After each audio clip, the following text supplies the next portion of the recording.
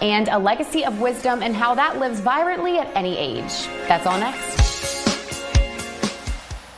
The late Rob Schwartz, who became an icon of wisdom and inspiration through the best-selling memoir Tuesdays with Morrie, continues to touch our hearts even after his passing. Joining us today is his son, writer, producer, and editor Rob Schwartz, who recently discovered a gem hidden in his father's desk. Rob, thank you so much for joining us today.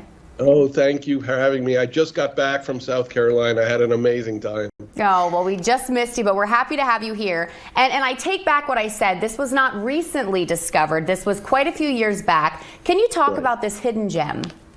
Sure. I'm a journalist. I was living in Japan. I would go back and forth between Tokyo and our family house in Boston. This is years after my father passed away, and Tuesdays with Morrie was a gigantic #1 bestseller.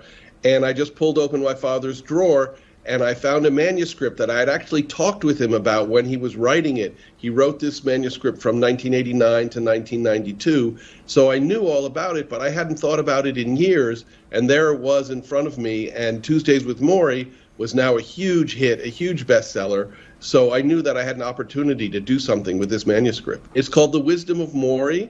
It's a book that my father wrote about being like creative and joyful and experiencing the most out of life while you age. And it was actually written before Tuesdays with Morrie, right? Because Tuesdays with Morrie was actually written after my father passed away. So in some ways, this is the prequel to Tuesdays with Morrie, but in other ways, it's much more expansive. You know, my father was a professor, so he looks at things from a lot of different angles. He offers a lot of different ideas about aging, how to remain vibrant and creative while you age. And now Tuesdays with Morrie has been coined as one of the best-selling memoirs of all time.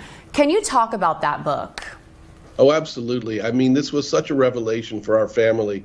My father got ill, and he started to talk about what was important in life, what true values were. You know, when you're facing death, you have a different perspective, and he was. He got a fatal diagnosis of ALS, and his student Mitch came back and started meeting him. He only meant to meet him and say goodbye, but he was so riveted by what my father had to say, he met him for 14 consecutive weeks.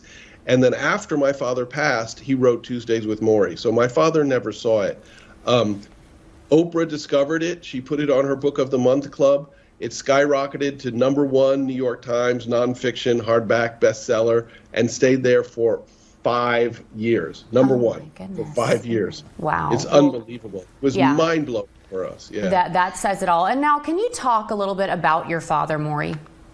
Sure. My dad was a university professor. He absolutely loved to teach. He loved his students. He was a professor of sociology and social psychology, which meant he taught courses like group process. How do we deal with each other's in groups, and what of our image of ourselves and our image of other people? So obviously, these are kind of topics that people love to talk about. So students loved my dad, and he loved teaching. He taught for his whole life at the university, and then when he retired, he realized that aging was an incredibly important topic for people, and he wrote this manuscript, which we have now as The Wisdom of Morrie. And now something that is highlighted is, you know, to live vibrantly at any age. What are some ways that are discussed in this book about how to live vibrantly at any age? My father thought that humor was incredibly important, so he was like, please laugh and enjoy things that you find humorous as much as possible. He found it really